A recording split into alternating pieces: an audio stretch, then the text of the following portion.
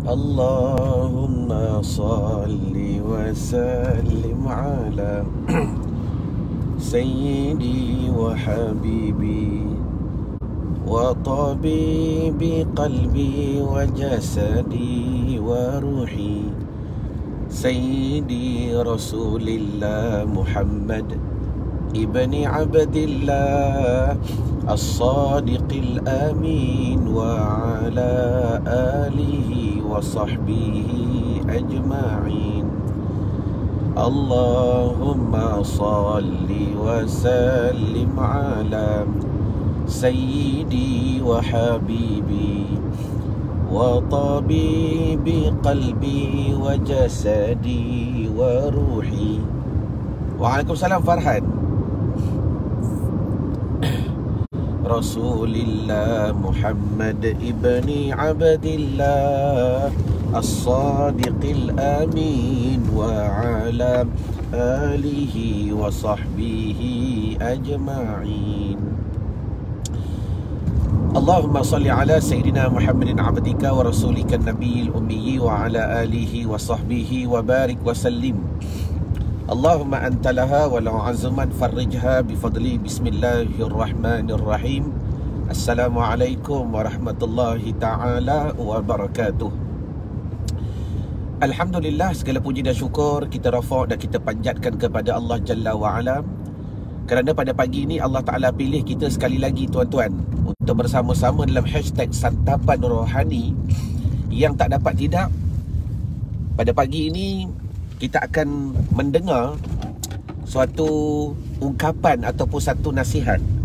Yang pertama sekali tulis, maksudnya ayatnya datang daripada Allah Subhanahu Wa Taala.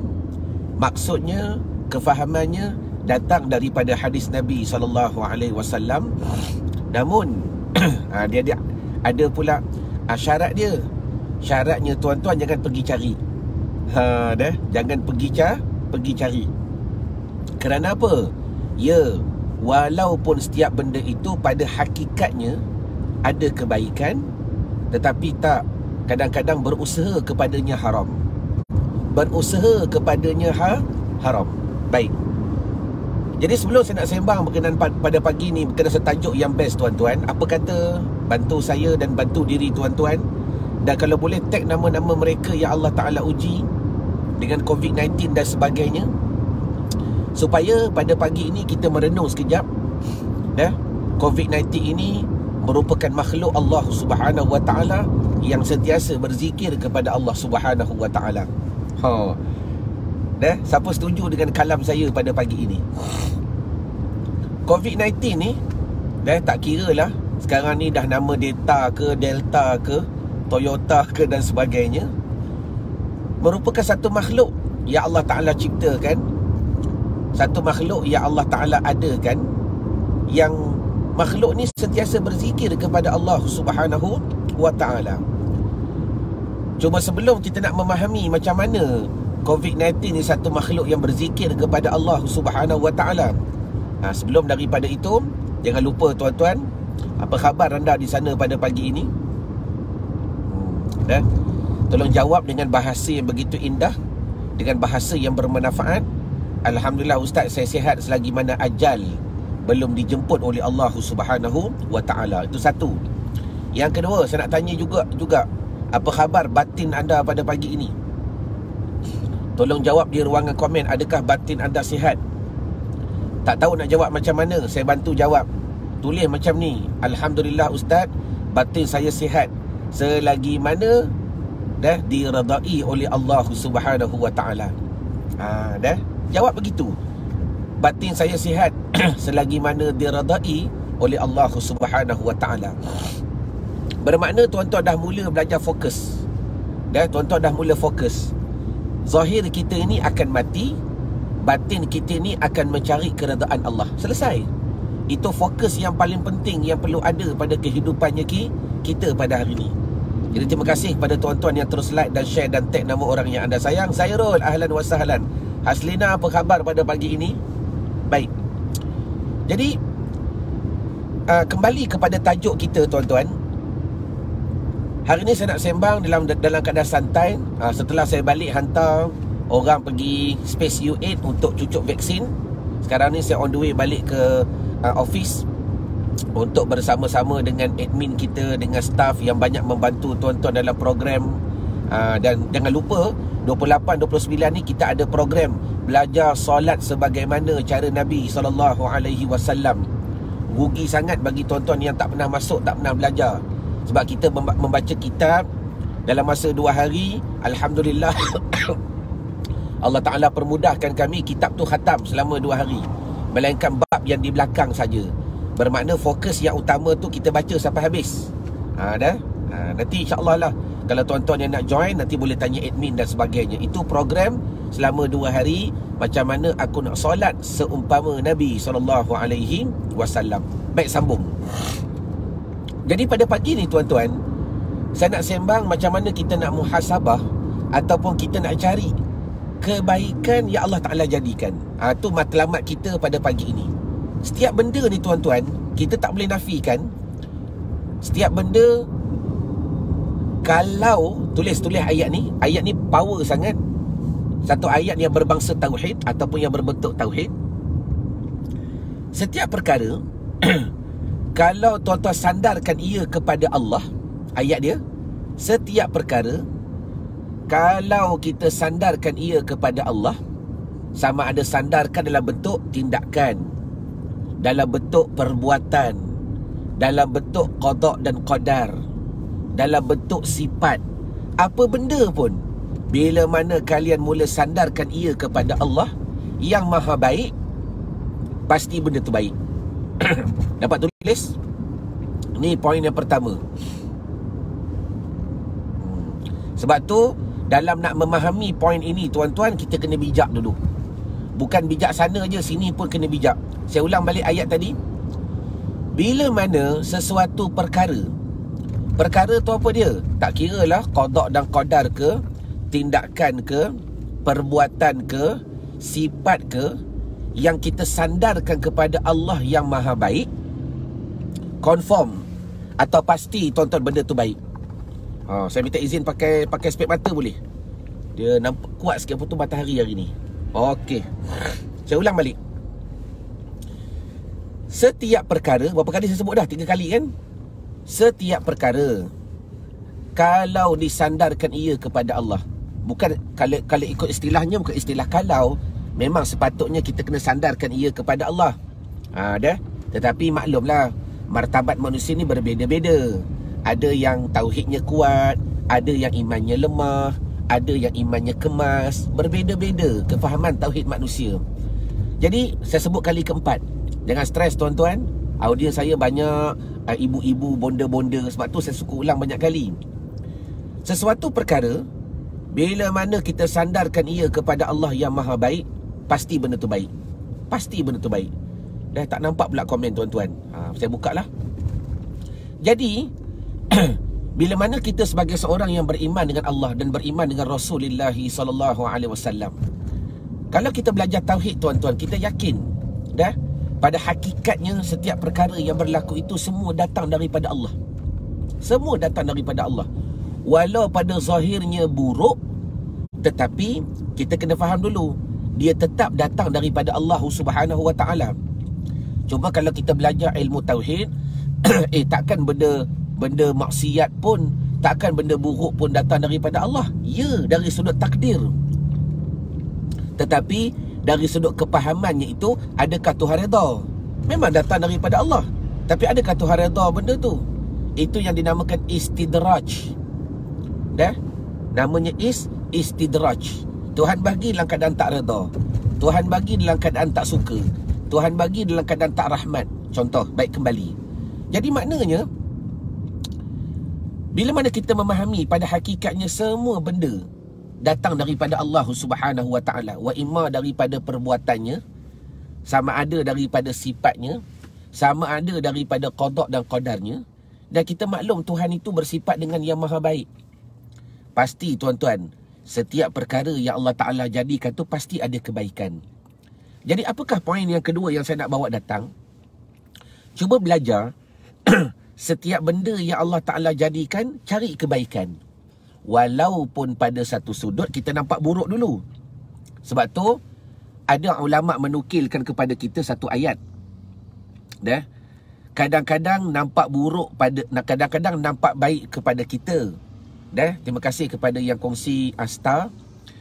Kadang-kadang nampak buruk kadang-kadang nampak baik pada pihak kita, belum tentu lagi pada pihak Allah. Betul? Satu.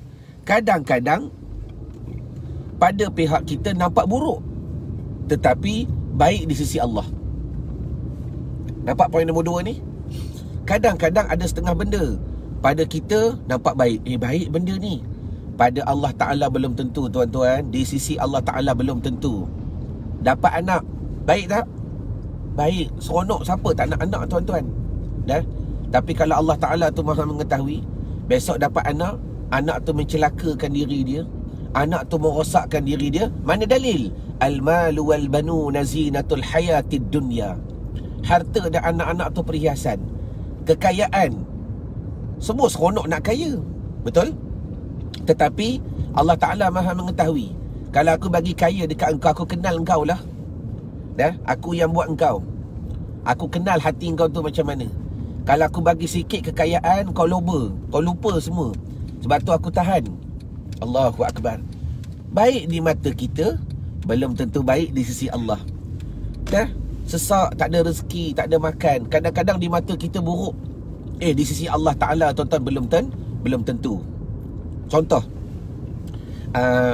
ada satu kisah berkenaan seseorang laki-laki. Dia pergi jumpa Imam Munah Asy-Syafi'i rahimallahu ta'ala. Bagus kisah ni, tuan-tuan ambil manfaat. Dan dalam waktu tuan-tuan like dan share dan tag nama orang yang anda sayang.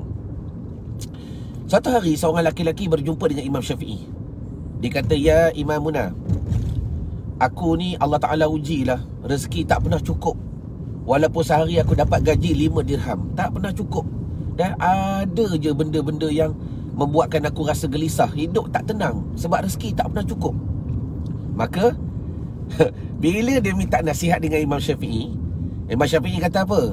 Baiklah, sekarang ni kau pergi jumpa tuan kau balik, engkau minta pula gaji 4 dirham. Sudah.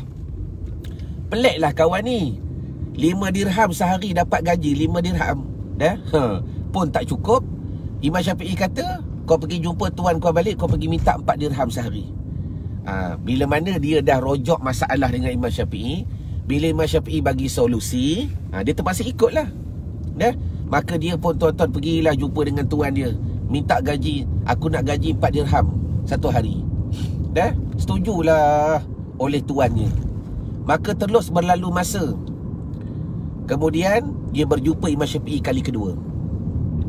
Ya Imam Munah Syafi'i, aku dah buat apa yang kau suruh. Aku dah buat apa yang kau suruh.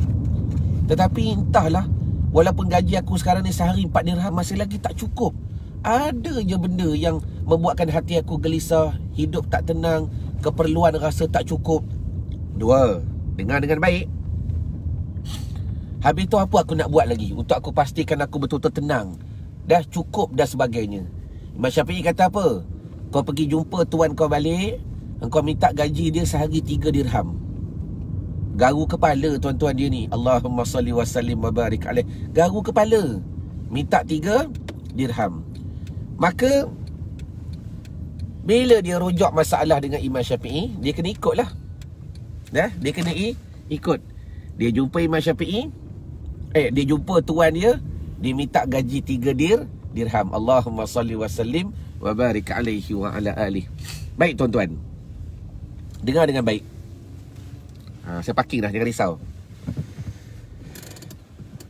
Selepas dia minta gaji 3 dirham tu, lamanya masa berlalunya masa tuan-tuan. Selepas daripada itu, lepas beberapa bulan dia jumpa dengan Imam Syafi'i balik. Dia kata, ya Imam Munah Asy-Syafi'i rahimallahu ta'ala, aku syukur kepada Allah Subhanahu wa ta'ala, setelah aku minta gaji 3 dirham, setelah aku minta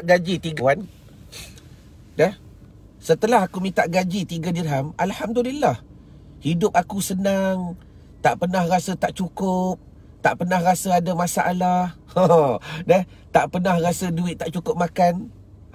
Baik. Apa jawapan Imam Muna Asy-Syafi'i rahimallahu ta'ala? Kenapa dulu waktu gaji aku sehari 5 dirham aku tak pernah rasa cukup? Kenapa dulu waktu gaji aku sehari 4 dirham aku tak pernah rasa cukup? Dan hari ni bila gaji aku sehari 3 dirham aku rasa cukup. Kata Imam Muna Asy-Syafi'i. Maka Imam Syafi'i pun menjawab. Kau nak tahu kenapa? Siapa nak tahu? Type nak di ruangan komen. Allahumma salli wa sallim wa barik alaih. Best jawapan Imam Syafi'i, tuan-tuan. Siapa nak tahu, type nak di ruangan komen. Terima kasih kepada yang kongsi star. Mudah-mudahan itu semua untuk duit makan pelajar-pelajar pondok. Allah, buat kenduri budak-budak pondok yang saya bangunkan. Mardiyah, Kak Noraini Yusof. Siapa lagi nak tahu apa jawapan Imam Muna Asy-Syafi'i? Nur Lili. Suzana, bagus. Baik, cukup 5 orang saya jawab. Kalau tak, saya tak jawab lah, tunggu minggu depan. Okey, Nur Hashimah. Apa Imam Syafi'i jawab? Dia kata, kau tahu tak, Allah Ta'ala dah takdirkan rezeki yang mencukupi untuk kau sehari 3 dirham. Allah Ta'ala telah takdirkan rezeki yang cukup untuk engkau adalah sehari 3 dirham. Tetapi selama ni kau tamak, kau nak lebih. Bila mana kau nak lebih, Allah Ta'ala akan bagi. Tetapi hati kau takkan tenang. Sebab apa? Engkau sedang bergelumang dengan rezeki yang bukan hak engkau. Engkau bergelumang dengan satu nikmat yang bukan hak engkau. Tapi aku ni maha baik, Tuhan ni maha baik, kau minta bagi. Orang kafir minta, pernah Tuhan tak bagi? Tuhan bagi. Hang minum arak kan, Tuhan minta rezeki, bagi. Hang tak semayang, tak kenal Allah, tak kenal Rasul, Tuhan nak dunia, Tuhan bagi. Allah Ta'ala tu maha baik. Allahumma salli ala Sayyidina Maulana Muhammad. Maka barulah dia faham rahsia kenapa dulu waktu gaji sehari 5 dirham tak pernah rasa cukup, tak pernah rasa tenang. Lepas tu suruh turun, dapat gaji sehari 4 dirham, tak pernah rasa cukup, tak pernah rasa tenang. Bila dia dapat je gaji 3 dirham, tuan-tuan, ketenangan mula datang. Sebab apa? Dia mula faham apa yang Allah Ta'ala takdirkan untuk dia. Dia mula redha apa yang Allah Ta'ala beri kepada dia. Dan dia rasa, kalau inilah rezeki aku, cukup. Pelik kan? Sebab itulah dalam memahami perkara ini, kita kena jelas dan betul-betul jelas berkenaan apa? Setiap benda yang Allah Ta'ala buat itu pasti ada kebaikan. Sebab tu, kembali kepada bicara kita pada pagi ni, tuan-tuan. Saya nak sembang berkenaan satu tajuk yang begitu simple dan ringkas. Mukadimahnya panjang, poin tak masuk lagi. Apa dia? Saya dah ulang balik.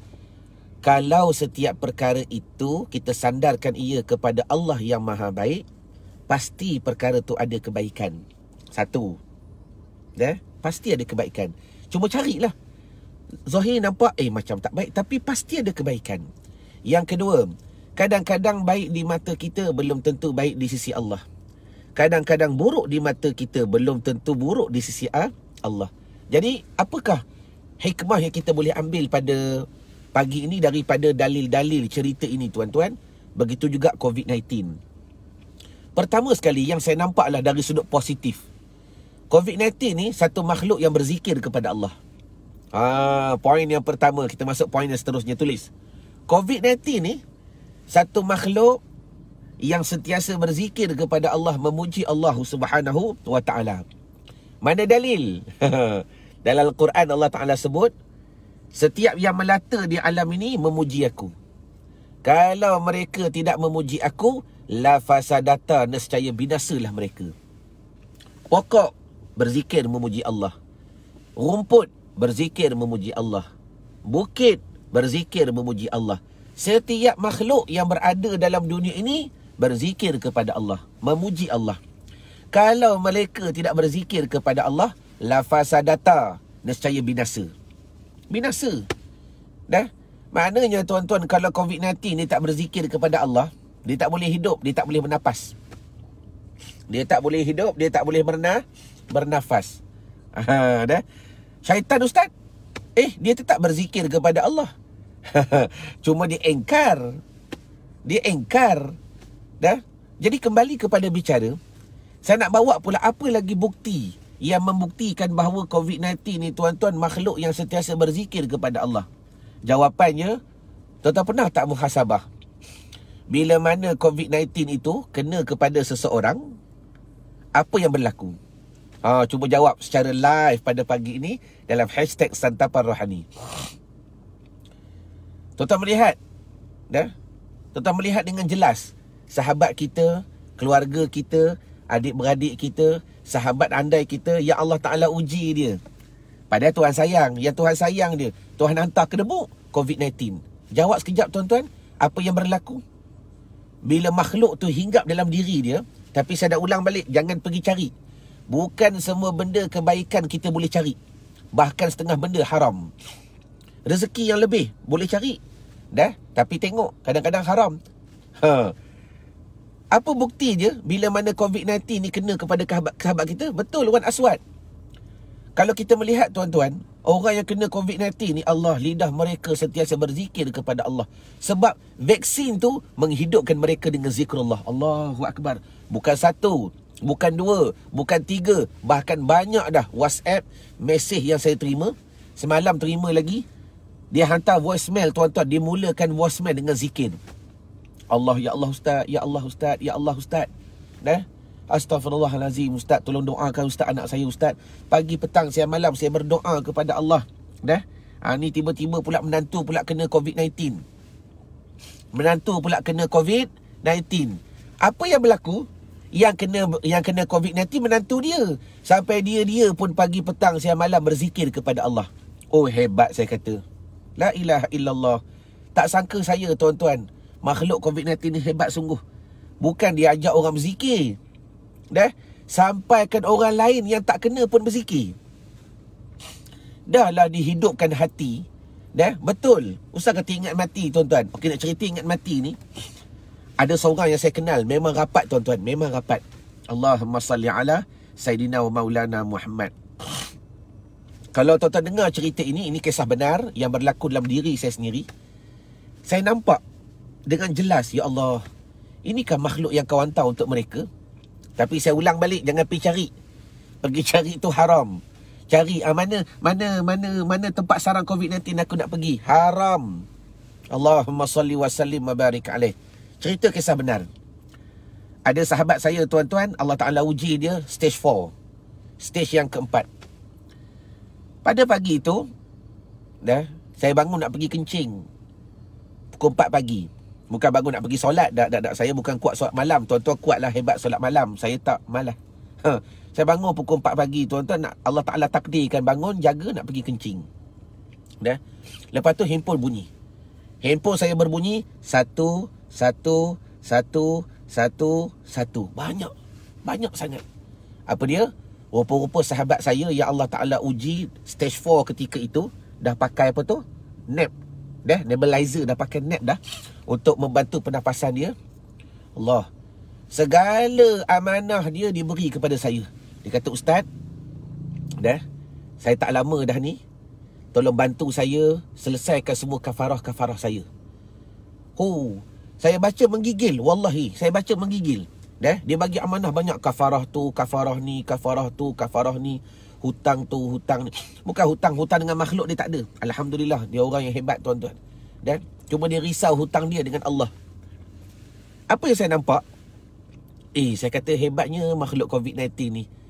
Rupa-rupanya dia masuk dalam hati kita nak menghidupkan kita, bukan nak mematikan kita. Siapa setuju? Siapa setuju? Allah Ta'ala hantar COVID-19 masuk nak menghidupkan kita balik. Allahu Akbar, hidup. Maka saya baca mesej dia, ya Allah. Saya tengok, saya baca tu, saya nampak wajah dia. Orang yang bertaubat dengan taubatan nasuha. Bukan kata dia kaki dosa, tidak. Lah. Tapi cara dia tu, Allah, kita nampak. Baru Tuhan hantar sekor je. Tak tahulah dia membiak berapa banyak dalam tu. Amanah Pukul 4 pagi dia WhatsApp saya. Waktu tu beliau dekat Allahumma salli ala Sayyidina Muhammad, Hospital Sungai Buloh. Hospital Sungai Buloh. Macam-macam amanah diberi kepada saya. Waktu tu saya tak nampak lagi lah sejauh mana kebaikan COVID-19 ni. Waktu tu kan baru lagi. Jadi dah sekarang ni makin bertalu-talu. Kita melihat hati manusia mula hidup sebab COVID-19. Bukan sahaja hati manusia mula hidup, bahkan arwah Siti Sarah yang baru je kembali ke rahmatullah. Mudah-mudahan Allah Ta'ala himpunkan beliau bersama orang-orang yang syahid. Allah. Tuan-tuan, Senang je. Kita ni mati tak tahu macam mana kan. Siti Sarah tu Allah Ta'ala bagi mati syahid. Senang je. Senang sangat Tuhan bagi mati syahid. Dah lah mati beranak, mati pula sebab Covid, mati pula sebab wabak. Berapa kali syahid? La ilaha illallah. Syurga, syurga, syurga je lah.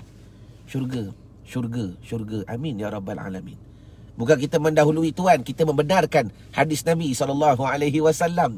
Kita mengiyakan apa kalam yang dikhabarkan oleh Allah dan sebagainya. Jadi maknanya, kalau kita muhasabah balik, ya Allah, Engkau hantar makhluk COVID-19 bukan nak mematikan aku, tetapi sebenarnya Allah Ta'ala hantar COVID ini untuk menghidupkan kita balik. Hidupkan hati kita balik kepada Allah. Hidupkan hati kita balik kepada Rasulullah SAW. Dah? Ni kepada Irniwati. Allahu Akbar. Irniwati. Dah seminggu dia tidurkan di ICU. Baik. Kita sebagai makhluk sentiasa berdoa. Tengok kan saya kata COVID-19